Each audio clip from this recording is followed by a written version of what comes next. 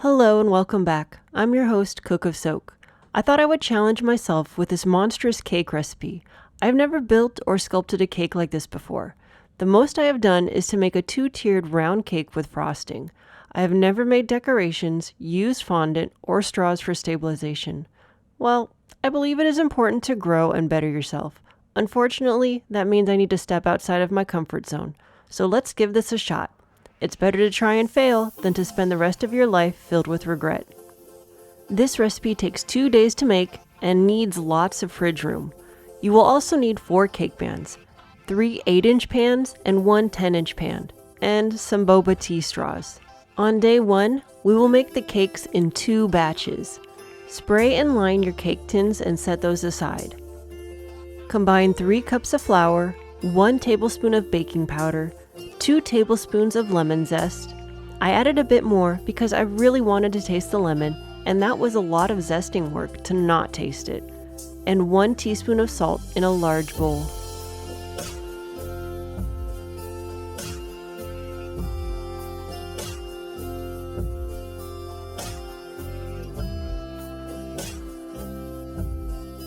In a large bowl, cream 1 cup of softened unsalted butter and 2 cups of granulated sugar until light and fluffy.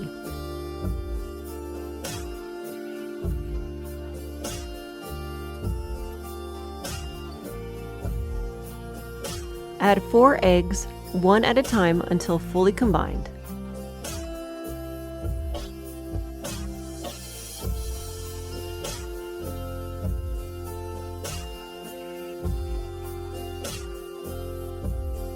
Add 1 cup of sour cream, 2 teaspoons of vanilla extract, and 4 tablespoons of lemon juice. I squeezed those lemons and I wasn't going to let my hard work be wasted, so I added more. Mix until just combined.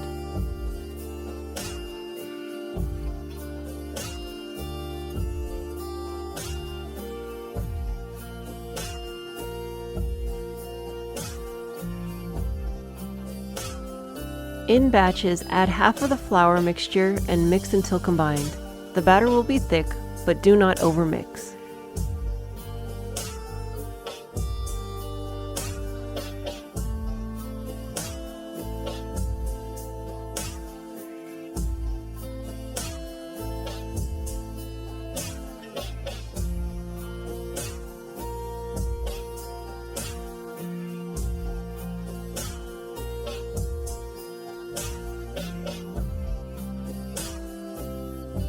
Pour batter in 2 of the pans about halfway up. It's about 1 inch. Bake for 30 minutes or until a toothpick comes out clean.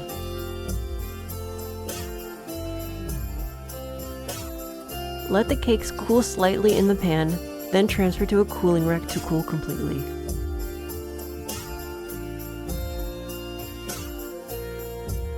Repeat the cake making process again so you will have 4 cakes cooling on the rack. When the cakes are quite cool, start on the buttercream frosting. In a large bowl, beat 3 cups of softened butter until fluffy. Slowly add 6 cups of powdered sugar. Add 3 tablespoons of almond milk and 4.5 tablespoons of lemon juice, and mix until combined.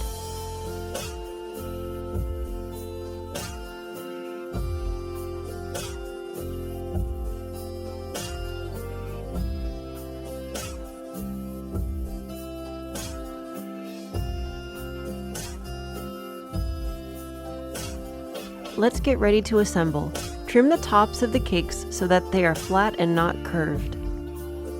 On a cardboard cake base, put about 2 tablespoons of frosting and place 1 of the 8-inch cake layers to start your building. Frost the top of the cake and add another 8-inch cake layer.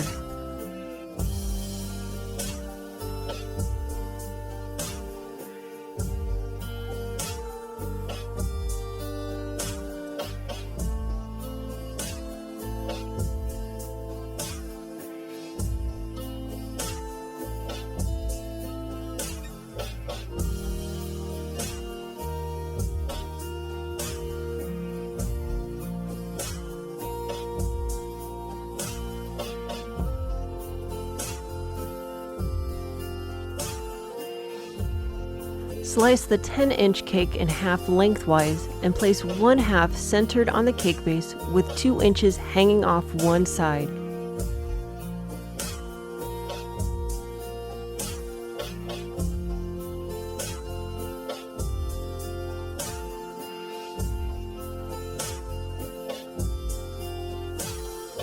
Frost the cake top and place the second half of the 10-inch cake on top of it.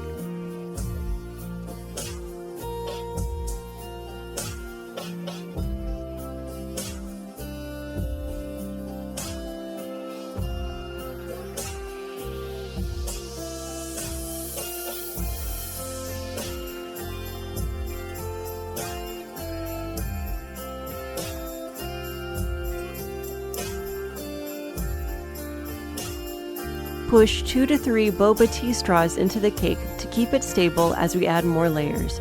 Trim off the extra straw with scissors.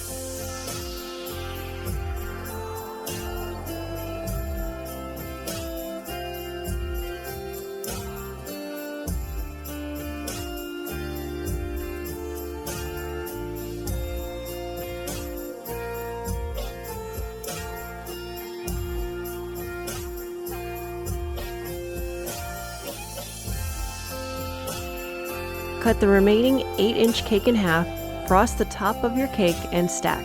Then add the final layer of cake to your cake tower.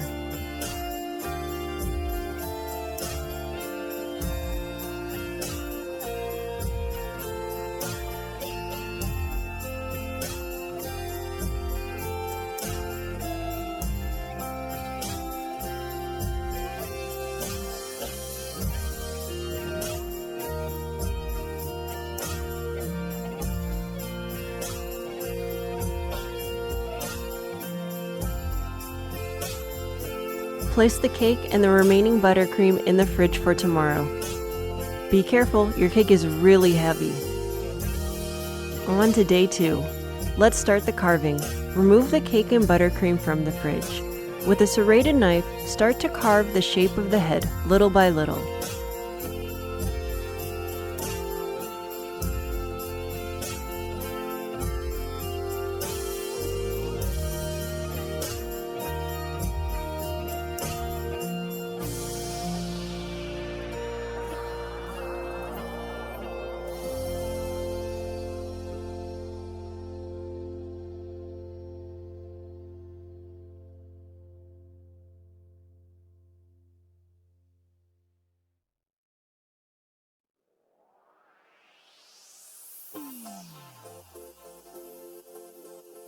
Keep the extra pieces of cake for the top spike on its head. I decided to use some of the extra pieces of cake to give the cake more width. I also put some more straws in just to be safe.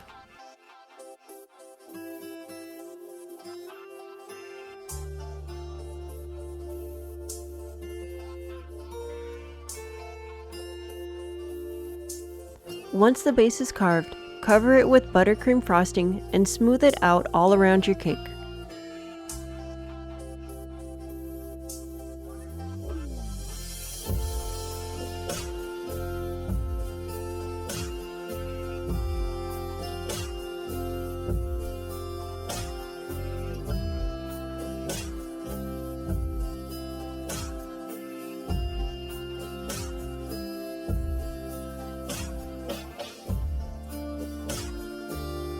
I bought a 2-pound tub of white fondant. You could always make your own if you really want to. Measure roughly 400 grams of fondant for the gray. I ended up using about 600 grams just to be safe. Massage the fondant to make it pliable. Add several drops of black food coloring and work it into the fondant until you get the right shade of gray. Something I found out, fondant dries really quickly and becomes tough to work with if left in the open air too long. If your fondant starts to stick, dust it with powdered sugar and continue massaging. In case you were wondering, this is indeed an arm workout.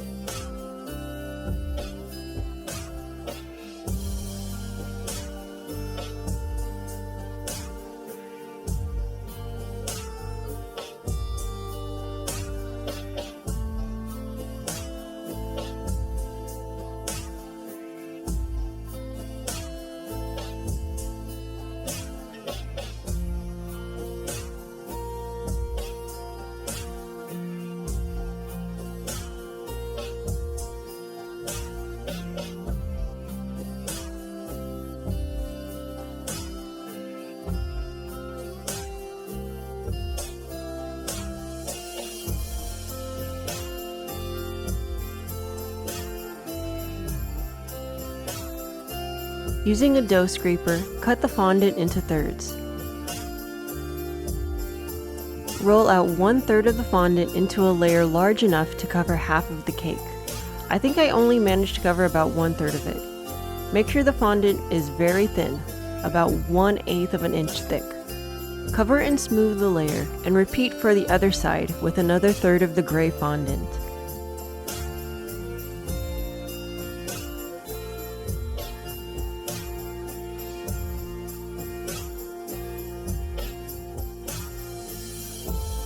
Keep the last gray third for details and possible touch-ups for the head spike. I ended up using the last third for covering the rest of the cake.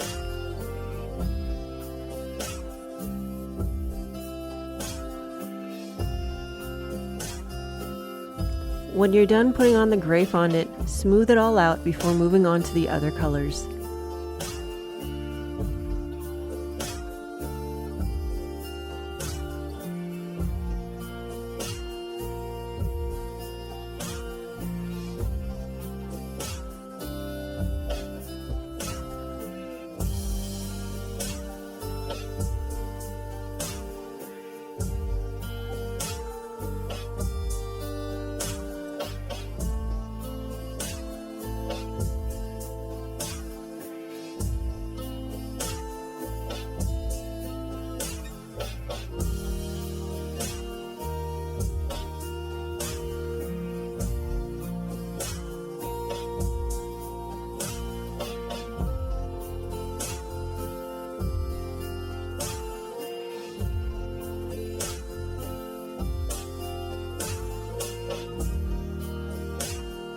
Using more white fondant, grab about 2 small pieces.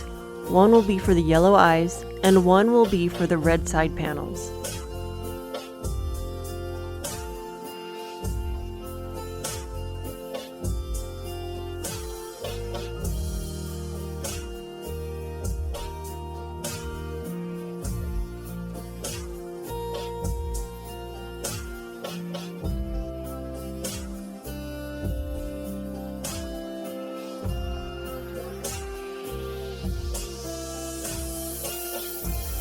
Use water to moisten and attach fondant to the other fondant.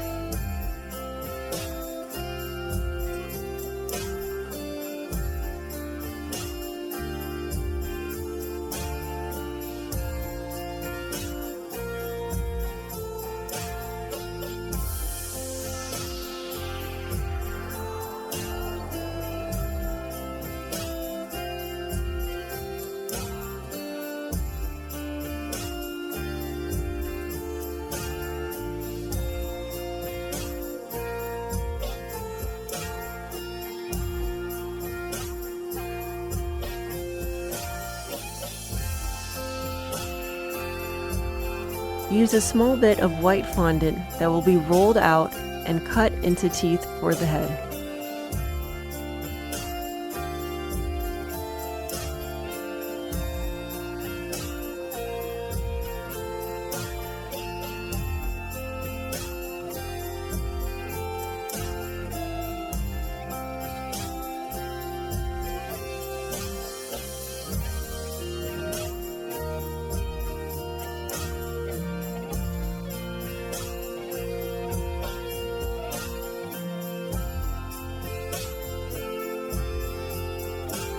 Shape the front nostrils out of the gray fondant and attach using a piece of wooden skewer.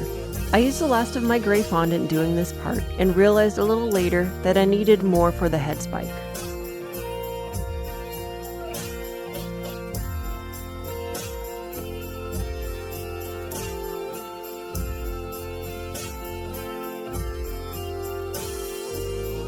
Use a regular small straw to create the rivet pattern on the side of the head.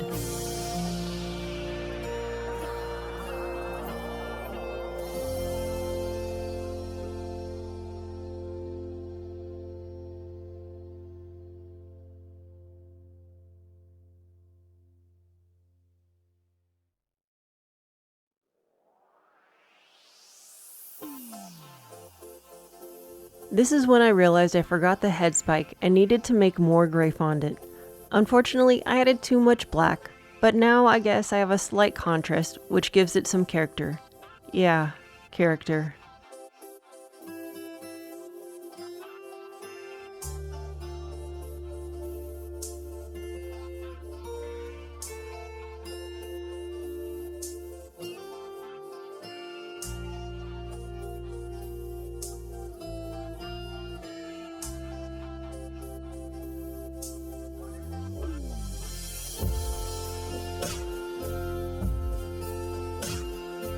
Finish your touch-ups and add extra detailing.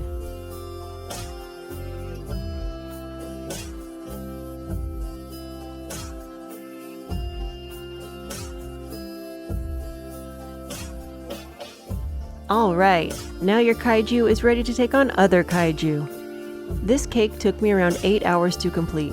I spent most of the time stacking, shaping, and working with the fondant. For my first time doing anything like this, I'm really proud of myself.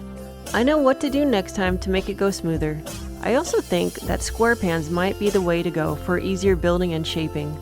It seems a shame to cut up such a masterpiece, but this cake must be tried. Let's start the taste test. The cake is light, soft, and moist. The sour cream helps prevent the cake from being too dry, and the lemon zest isn't overpowering. The lemon in the buttercream complements the lemon in the cake. Because the fondant is rolled so thin, the taste isn't so bad. But if you don't like fondant, just remove it before you take a bite. If you tried this recipe, or if you want to see me try and sculpt another kaiju cake, let me know in the comments below. Don't forget to hit the like button and subscribe. Make sure you hit the notification bell to stay up to date on my cooking adventures. Thanks for watching. See you next time.